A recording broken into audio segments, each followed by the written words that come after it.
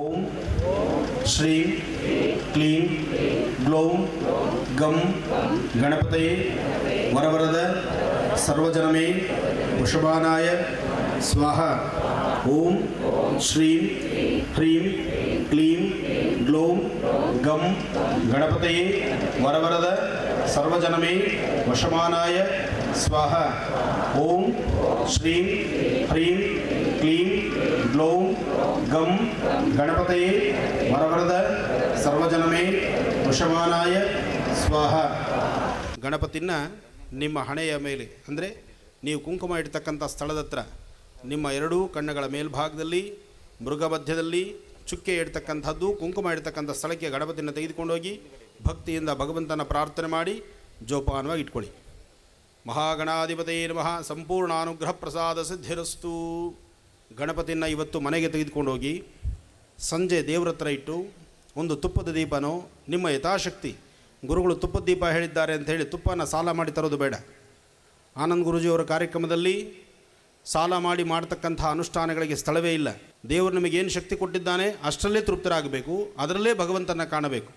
ಅದಕ್ಕೋಸ್ಕರ ದೇವರು ಇವನಿಗೇನು ಶಕ್ತಿ ಕೊಟ್ಟಿದ್ದಾನೋ ಅದರಲ್ಲಿ ಒಂದು ದೀಪ ಹಚ್ಚಿ 2 ಅಕ್ಷತೆ ಕಾಳು ದೇವರ ಮೇಲೆ ಹಾಕಿ, ಸಾಧ್ಯವಾದರೆ ಗಣಪತಿಗೆ ಒಂದು ಏನಾದರೂ ನೈವೇದ್ಯವನ್ನು ಯಥಾಶಕ್ತಿ ಸಕ್ಕರೆ, ಬೆಲ್ಲ, ಬಾಳೆಹಣ್ಣು, ನಿಮಗೇನು ದೇವ್ರ ಶಕ್ತಿ ಕೊಟ್ಟಿದ್ದಾನೋ ಅದನ್ನು, ಅಥವಾ ಸಂಜೆ ನೀವು ಆಹಾರಕ್ಕಾಗಿ ಏನು ಮಾಡಿಕೊಂಡಿದ್ದೀರೋ ಅದನ್ನು ಮಾಡಿದ ಪ್ರಥಮದಲ್ಲಿ ಗಣಪತಿ ನೈವೇದ್ಯ ಮಾಡಿ ಒಂದು ಸ್ವಲ್ಪ ತೆಗೆದುಕೊಂಡೋಗಿ ಎಲ್ಲನ ಹಸಿರು ಗಿಡದ ಹತ್ರ ಸ್ವಲ್ಪ ಇಟ್ಟು, ಯಾಕೆಂದರೆ ಗಣಪತಿಯ ವಾಹನ ಮೂಷಿಕ, ಮೂಷಿಕನಿಗೆ ಒಂದಿಷ್ಟು ಆಹಾರ ಬೇಕಾಗಿದೆ. ಅದಕ್ಕೋಸ್ಕರ ಒಂದಿಷ್ಟು ಮೂಷಿಕನಿಗೆ ನೈವೇದ್ಯ ಕೊಟ್ಟು ಇವತ್ತಿನಿಂದ ಪೂಜೆ ಪ್ರಾರಂಭಿಸಿ, ಇವತ್ತಿನಿಂದ 48 ದಿನಗಳ ಕಾಲ ಪ್ರತಿದಿನ ಬೆಳಗ್ಗೆ ಸಾಯಂಕಾಲ ದ್ವಿಕಾಲದಲ್ಲಿ ಇಷ್ಟು ಅರಿಶಿನ ಕುಂಕುಮ ದೇವ್ರ ಮೇಲೆ ಪ್ರಾರ್ಥನೆ ಮಾಡಿ ಹಾಕಿ, ಓದುವಂತಹ ಮಕ್ಕಳು ಅಂದರೆ ವಿದ್ಯಾರ್ಥಿಗಳು ನಿಮ್ಮ ಮನೆಯಲ್ಲಿದ್ದರೆ ವಿದ್ಯಾರ್ಥಿಗಳಿಗೆ ಈಗಾಗಲೇ ನಾನು ಸಾಕಷ್ಟು ವಿದ್ಯಾಭ್ಯಾಸಕ್ಕೆ ಸಂಬಂಧಪಟ್ಟಂತಹ ಬೀಜಾಕ್ಷರಿ ಮಂತ್ರವನ್ನು ತಿಳಿಸಿದ್ದೀನಿ.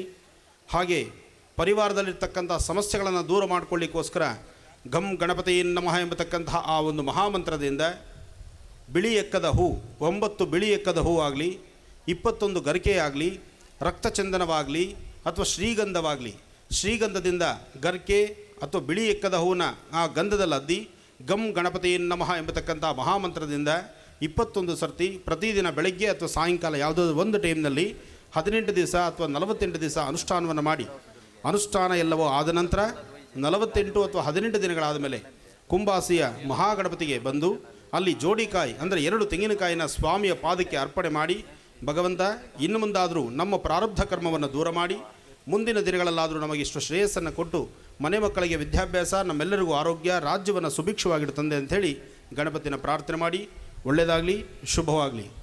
ಇನ್ನು ಕಾರ್ಯಕ್ರಮವನ್ನು ಮುಂದುವರಿಸೋಣ.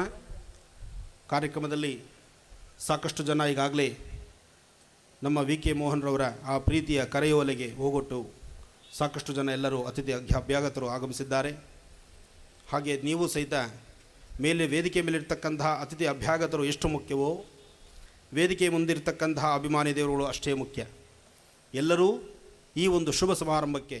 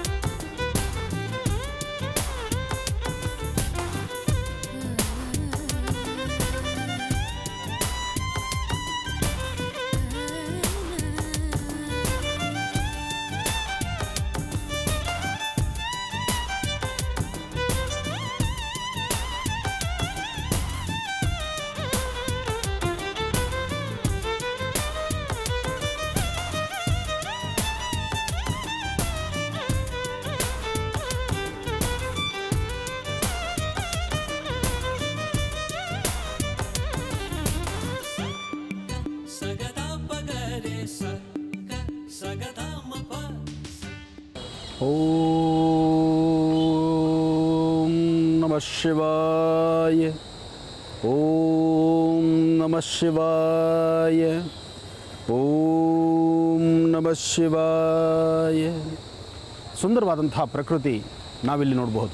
ಈ ಪ್ರಕೃತಿಯ ಮುಂದೆ ಮನುಷ್ಯ ಏನೂ ಮಾಡಲಾರ. ಮನುಷ್ಯ ಇಲ್ಲಿ ನೆಪ ಮಾತ್ರ. ಈ ಸುಂದರವಾದ ಪ್ರಕೃತಿ ಅಷ್ಟು ರಮಣೀಯವಾದಂತಹದ್ದು, ಅಷ್ಟು ವಿಶೇಷವಾದಂತಹದ್ದು. ಇಲ್ಲಿ ಯಾವುದೇ ಒಬ್ಬ ವ್ಯಕ್ತಿ ನಾನು ನಂದು ಅಥವಾ ನನ್ನಿಂದಲೇ ನಾನು ಇದ್ದಂಗೆ ಸಾಧ್ಯ, ನಾನು ಮಾಡ್ದಂಗೆ ಆಗ್ತಕ್ಕಂಥದ್ದು, ನನ್ನ ಬಿಟ್ಟರೆ ಬೇರೆ ಯಾರೂ ಇಲ್ಲ, ಎಲ್ಲವೂ ನನ್ನಿಂದ ಅಂದರೆ ಆ ವ್ಯಕ್ತಿಗೆ ಇಲ್ಲಿ ಉಳಿಗಾಲವೇ ಇಲ್ಲ. ಅಂತಹ ಒಂದು ಪರಮ ಪವಿತ್ರವಾಗಿರ್ತಕ್ಕಂತಹ ಪುಣ್ಯಕ್ಷೇತ್ರ ಇದು. ಇಲ್ಲಿ ಮಹಾರುದ್ರನ ನರ್ತನ ಮಾಡಿದಂಥ ಸ್ಥಳ ಋಷಿಕೇಶ್ ಅಂತಕ್ಕಂಥದ್ದು ಎಲ್ಲರಿಗೂ ತಿಳಿದಿರುವಂತಹ ವಿಚಾರ. ಈ ಋಷಿಕೇಶಲ್ಲಿ ರಾಮಜೂಲ ಮತ್ತು ಲಕ್ಷ್ಮಣಜೂಲ ಅಂತಕ್ಕಂಥದ್ದಿದೆ. ರಾಮಜೂಲ ಲಕ್ಷ್ಮಣಜೂಲ ಅಂದರೆ ಎರಡು ಉಯ್ಯಾಲೆಗಳವು. ಅದರಲ್ಲೂ ಭಾಳಷ್ಟು ವಿಶೇಷವಾಗಿರ್ತಕ್ಕಂಥದ್ದು. ಈ ದಡದಿಂದ ಆ ದಡದವರೆಗೂ ಒಂದೇ ಒಂದು ರಾಮಜೂಲ ಮತ್ತು ಲಕ್ಷ್ಮಣಜೂಲ ಅಂತಕ್ಕಂಥದ್ದು ಒಂದು ಉಯ್ಯಾಲೆಯನ್ನು ಕಟ್ಟಿರ್ತಕ್ಕಂಥದ್ದು. ಸಾವಿರಾರು ಜನ ಈ ಒಂದು ರಾಮಜೂಲ ಲಕ್ಷ್ಮಣಜೂಲದಲ್ಲಿ ಪರಿಕ್ರಮಿಸ್ತಾರೆ. ಇಲ್ಲಿ ಬಹಳಷ್ಟು ವಿಶೇಷವಾಗಿರ್ತಕ್ಕಂಥ ಸಾನ್ನಿಧ್ಯಗಳಿದೆ. ಇಲ್ಲಿ ಸಾಕಷ್ಟು ಜನ ಸಾಧು ಸಂತರಿದ್ದಾರೆ. ಋಷಿಮುನಿಗಳು ತಪಸ್ಸನ್ನು ಮಾಡ್ತಿದ್ದಾರೆ. ಯೋಗ ಸಿದ್ಧಿಗೆ ಹೇಳಿ ಮಾಡಿದಂಥ ಸ್ಥಳ. ಓಂ ತ್ರ್ಯಂಬಕಂ ಯಜಾಮಹೇ ಸುಗಂಧಿಂ ಪುಷ್ಟಿವರ್ಧನಂ ಉರ್ವಾರುಕುಂದನಾ ಮೃತ್ಯೋನ್ವೃಕ್ಷಿ ಮಾಮೃತಾತ್ ತ್ರ್ಯಂಬಕೇಶ್ವರಾಯ ನಮಃ. ಸಾಂಬ ಸದಾಶಿವನ ಪ್ರಾರ್ಥನೆ ಮಾಡ್ತಾ ಈ ಒಂದು ಆಸ್ಥಾನದಲ್ಲಿ ಭಾಳಷ್ಟು ವಿಶೇಷವಾಗಿರ್ತಕ್ಕಂಥ ಪರಮ ಪವಿತ್ರವಾಗಿರ್ತಕ್ಕಂಥ ಗಂಗೆಯನ್ನು ಇಲ್ಲಿಂದ ತೆಗೆದುಕೊಂಡು ಹೋಗೋದು ಅಂತ ನಮ್ಮ ಸಂಕಲ್ಪ ಇದೆ. ಇಲ್ಲಿಂದ ಶುದ್ಧಿಯಾದಂತಹ ಗಂಗಾ ಮಾತೆಯನ್ನು, ಗಂಗೆಯನ್ನು ಒಂದು ತುಂಬಿದ ಕೊಡದಲ್ಲಿ ತೆಗೆದುಕೊಂಡು ಹೋಗಿ ಆ ಕೊಡದಲ್ಲಿರ್ತಕ್ಕಂತಹ ಗಂಗಾ ಜಲವನ್ನು ನಾಗನಾಥೇಶ್ವರನಿಗೆ ವಿಶೇಷವಾದಂತಹ ರೀತಿ ಅಭಿಷೇಕವನ್ನು ಮಾಡಬೇಕು ಅನ್ನೋ ಒಂದು ಮಹತ್ತರವಾಗಿರ್ತಕ್ಕಂಥ ಸಂಕಲ್ಪ. ಈ ಸಂಕಲ್ಪಕ್ಕೆ ಈಗಾಗಲೇ ಸಾಕಷ್ಟು ಜನ ನನ್ನ ಜೊತೆ ಇಲ್ಲಿ ಬಂದಿದ್ದಾರೆ. ಋಷಿಕೇಶಲ್ಲಿ ಒಂದೊಂದು ವಿಶೇಷವಾಗಿದೆ. ಸಾಧು ಸಂತರು ನಿರಂತರವಾಗಿ ಶಿವಧ್ಯಾನವನ್ನು ಮಾಡ್ತಕ್ಕಂಥ ಸ್ಥಳ. ಇಲ್ಲಿ ನಾವು ಮಾಡ್ತಕ್ಕಂಥ ಅನುಷ್ಠಾನಕ್ಕೆ ಸಂಪೂರ್ಣವಾದಂತಹ ಫಲವಿದೆ. ಈ ಪ್ರಕೃತಿಯ ಮಡಿಲಲ್ಲಿ ಸದಾಕಾಲ ಗಂಗೆ ನಿರಂತರವಾಗಿ ಹರಿತಕ್ಕಂಥ ಈ ಒಂದು ಸಾಮ್ರಾಜ್ಯದಲ್ಲಿ ಇಲ್ಲಿ ಬಹಳ ವಿಶೇಷವಾಗಿರ್ತಕ್ಕಂಥ ಶಕ್ತಿಯೇ ಇದೆ. ಓಂ ನಮಃ ಶಿವಾಯ ಎಂಬತಕ್ಕಂಥ ಆ ಮಹಾಮಂತ್ರ ಒಂದೇ ಇಲ್ಲಿ ಆಳ್ವಿಕೆಯನ್ನು ಆಳ್ತಕ್ಕಂಥದ್ದು. ರಾಮಜೂಲೆಯಿಂದ ಸ್ವಲ್ಪ ಮಟ್ಟಿಗೆ ಮುಂದಕ್ಕೆ ನಾವು ಪರಿಕ್ರಮಿಸಿದ್ರೆ ಆಗ ಮತ್ತೊಂದು ರಾಮೇಶ್ವರನ ನಾವು ನೋಡ್ತೀವಿ. ರಾಮೇಶ್ವರ ತಮಿಳುನಾಡಲ್ಲಿರ್ತಕ್ಕಂಥದ್ದು. ರಾಮೇಶ್ವರದಲ್ಲಿರ್ತಕ್ಕಂಥಷ್ಟೇ ಪವಿತ್ರವಾಗಿರ್ತಕ್ಕಂಥದ್ದು ಮತ್ತೊಂದು ರಾಮೇಶ್ವರನ ಸಾನ್ನಿಧ್ಯ ನಾವಿಲ್ಲಿ ನೋಡ್ತೀವಿ. ಈ ರಾಮೇಶ್ವರನ ಸಾನ್ನಿಧ್ಯದಲ್ಲಿ ಪಾಂಡವರು ಸಹಿತ ಇಲ್ಲಿ ಬಂದು ಪೂಜಿಸಿ, ಇಲ್ಲಿ ಪಾಂಡವರು ಸಹಿತ ಪ್ರತಿಷ್ಠಾಪಿಸಿರ್ತಕ್ಕಂಥ ಒಂದು ಶಿವಲಿಂಗ ಇಲ್ಲಿದೆ.